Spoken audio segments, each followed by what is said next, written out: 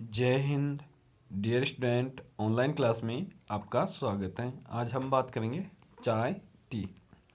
चाय एक सदापर्णी झाड़ी की सुखाई हुई पत्ती है। जो चाय है वो क्या है? सदापर्णी झाड़ी की सुखाई हुई पत्ती है। इसमें थीन नामक तत्व होता है, यानी चाय में क्या है? थीन नामक तत्व पाया जाता है, जिससे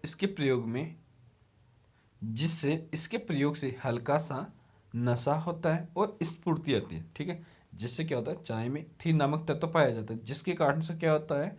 चाय पीने पे हल्का सा नशा होता है और स्फूर्ति आती है। हल्का सा नशा होता है और स्फूर्ति आती है। ठीक है, आगे देखिए। चाय का पौधा चीन का मूल निवासी है। जो चाय का पौधा है वो चीन का मूल निवासी है और वहाँ से भारत में लाया गया है। यानी चीन से चाय के पौधे को भारत में लाया गया है। तो चाय का पौधा कहाँ का मूल निवासी है? चाय का पौधा चीन का मूल निवासी है और चीन से इसे भारत लाया गया है। ठीक है, अब हम देखते हैं भौगोलिक दशाएं, यानी चाय के लिए कौन कौन सी भौगोलिक दशाएं आवश्यक है। चाय एक व्यापारिक फसल है जिसकी सफल कृषि के लिए निम्नलिखित भौगोलिक दशाएं आवश्यक है। ठीक है, यानी जो चाय की कृषि के लिए कौन कौन सी भौगोलिक दशाएं आवश्यक है वो इस प्रकार है। तो सबसे पहले देखेंगे तापमान, टेम्परेचर। यह उष्ण तथा शीतोष्ण कटिबंधीय पौधा है। जो जो चाय का पौधा है जो चाय का पौधा है वो कौन सा पौधा है? उष्ण एवं शीतोष्ण कटिबंधीय। ठीक है, यानी चाय का पौधा उष्ण कटिबंधीय जलवायु में भी होता है और शीतोष्ण कटिबंधीय जलवायु में भी होता है। ठीक है, तो दोनों तरह की जो जलवायु है, उष्ण कटिबंधीय और शीतोष्ण कटिबंधीय, दोनों में चाय का पौधा होता है। ठीक है, जिसके लिए 25 डिग्री से 30 डिग्री सेल्सियस तापमान की आवश्यकता होती है। यानी जिसके लिए जो तापमान है वो कितना चाहिए? 25 डिग्री से 30 डिग्री सेंटीग्रेड या सेल्सियस तापमान आवश्यक है। ठीक है, क्वेश्चन ऐसे आ जाए कि चाय के लिए कितना तापमान आवश्यक होता है, तो आपका आंसर कितना होगा? 25 डिग्री से 30 डिग्री सेंटीग्रेड तापमान आवश्यक होता है। अब बात कर लेते हैं वर्षा, रेनफॉल। चाय के लिए 200 से 250 सेंटीमीटर वार्षिक वर्षा अनिवार्य है। यानी जो चाय है, चाय के लिए कितनी वर्षा अनिवार्य है? 200 से 250 सेंटीमीटर वार्षिक वर्षा अनिवार्य है। ठीक है, कितनी वर्षा? 200 से 250 सेंटीमीटर वार्षिक वर्षा अनिवार्य है। पत्तियों के निरंतर विकास के लिए, जो पत्तियां हैं, पत्तियों के निरंतर विकास के लिए वर्षा पूरे साल समान रूप से वितरित होनी चाहिए। यानी जो वर्षा है वो पूरे साल समान रूप से वितरित होनी चाहिए। किसके लिए? पत्तियों के विकास के लिए। आगे देखिए, बार बार बौछार का पड़ना, यानी बार बार बौछार का पड़ना और सुबह का कोहरा नई पत्तियों की तीव्र वृद्धि में सहायक होता है। ठीक है, यानी चाय की जो कृषि के लिए क्या है? बार बार वर्षा का आना यानी बौछार पड़ना, और जो सुबह का कोहरा होता है यानी सुबह जो वायु में आर्द्रता है वो अधिक होगी, वो क्या है? चाय की जो पत्तियां हैं उनके तीव्र विकास में सहायक होता है। ठीक है, आगे देखिए। मिट्टी, सोइल। मिट्टी, सोइल। चाय की कृषि के लिए गहरी, जो चाय की कृषि है उसके लिए गहरी सुप्रवाहित उर्वर मिट्टी की आवश्यकता होती है। उर्वर का मतलब होता है उपजाऊ मिट्टी। ठीक है, यानी चाय की कृषि के लिए गहरी सुप्रवाहित उर्वर मिट्टी की आवश्यकता होती है। कौन सी मिट्टी की आवश्यकता होती है? उर्वर मिट्टी की आवश्यकता होती है, जो मिट्टी उपजाऊ हो। ठीक है, मिट्टी में फास्फोरस, पोटास, लोहांश तथा ह्यूमस पर्याप्त मात्रा में होना चाहिए। ठीक है, यानी जो मिट्टी में है फास्फोरस, पोटास, लोहांश और ह्यूमस पर्याप्त मात्रा में होना चाहिए, ताकि झाड़ी तेजी से बढ़ सके। ताकि क्या है? जो झाड़ी है वो तेजी से बढ़ सके। आगे बात करते भूमि। यद्यपि चाय की कृषि के लिए अधिक वर्षा की आवश्यकता होती है, यानी जो चाय है, चाय के लिए क्या है, अधिक वर्षा की आवश्यकता होती है, तो भी पानी चाय की झाड़ी की जड़ों में खड़ा नहीं रहना चाहिए। यानी जो चाय की झाड़ी है की जो जड़ें हैं वहाँ पे पानी भरा हुआ नहीं होना चाहिए, पानी बहकर आसानी से निकल जाना चाहिए। यानी चाय के जो पौधा है उसके लिए जल तो अधिक आवश्यक है, यानी वर्षा अधिक होनी चाहिए, लेकिन चाय के पौधे की जड़ों में पानी नहीं बढ़ना चाहिए, रुकना नहीं चाहिए। खड़ा पानी इसकी जड़ों को गला देता है, यानी रुका हुआ पानी इसकी जड़ों को गला देता है और झाड़ी नष्ट हो जाती है। ठीक है, इसलिए चाय की कृषि पर्वतीय ढलानों पर की जाती है। इसी कारण से जो चाय की कृषि है वो पर्वतीय ढलानों पर की जाती है, जिससे क्या है, वर्षा का पानी बहकर आगे निकल जाए। आगे बात करते हैं हम श्रम, लेबर।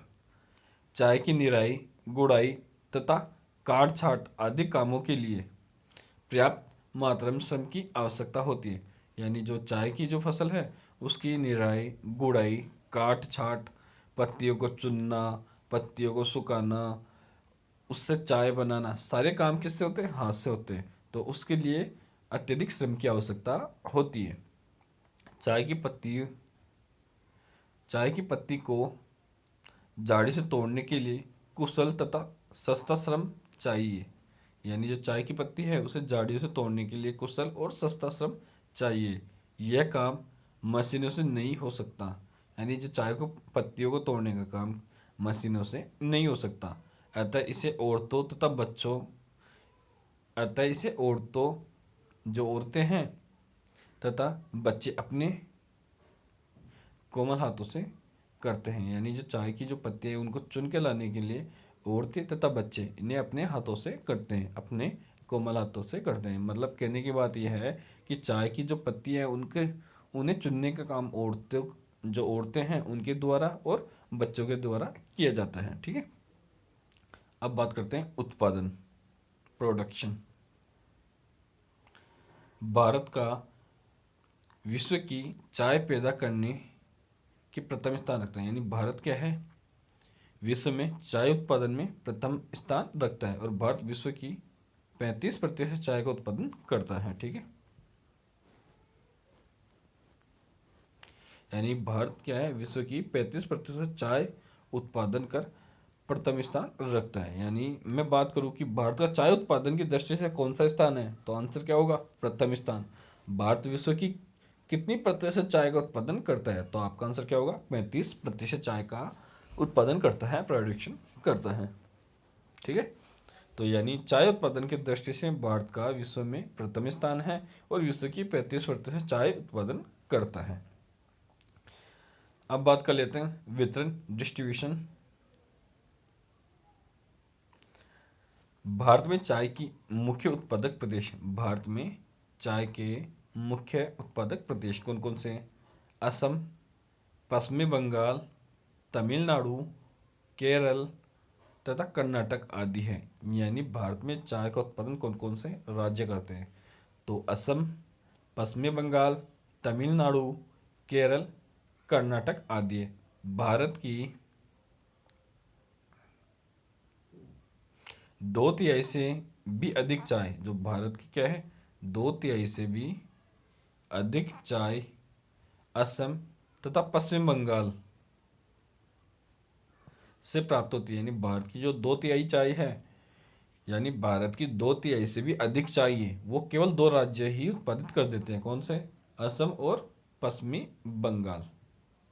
असम और पश्चिमी बंगाल मिलकर भारत की 2/3 चाय उत्पादित कर देते हैं।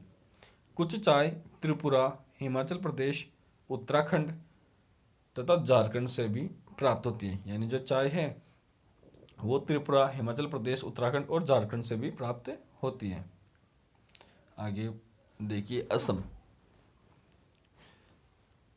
असम असम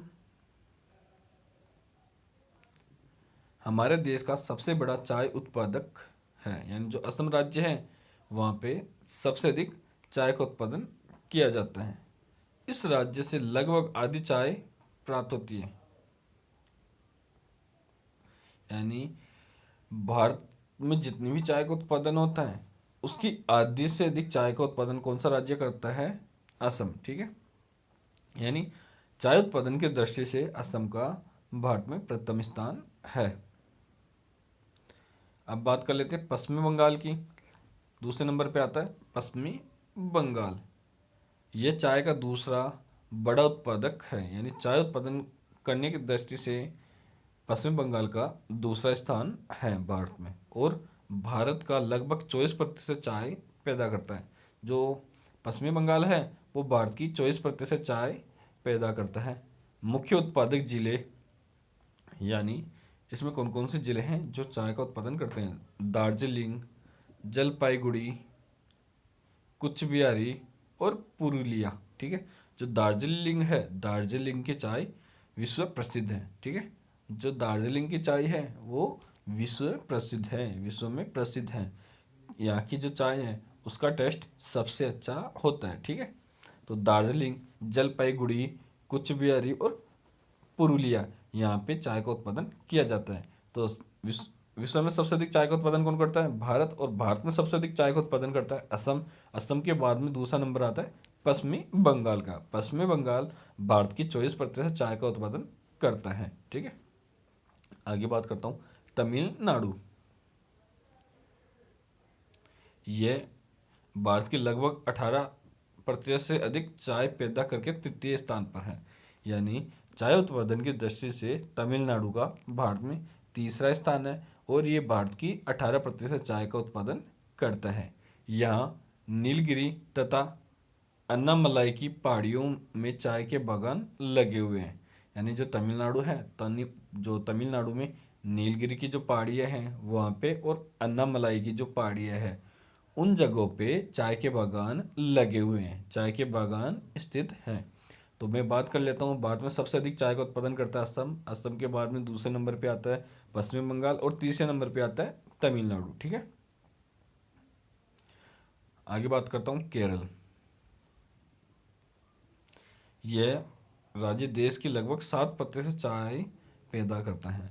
जो केरल राज्य है वो भारत की 7% चाय का उत्पादन करके चौथे स्थान पर है। ठीक है, तो पहले स्थान पे कौन है? असम, दूसरे पे पश्चिमी बंगाल, तीसरे पे तमिलनाडु और चौथे पे केरल।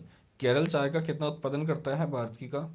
यानी केरल भारत की चाय का 7% उत्पादन करता है। ठीक है, चाय उत्पादन की दृष्टि से केरल का चौथा स्थान है, और ये भारत की कुल चाय का 7% उत्पादन करता है। ठीक है, तो जय हिंद। आज के लिए इतना ही, आगे बात करेंगे नेक्स्ट वीडियो में।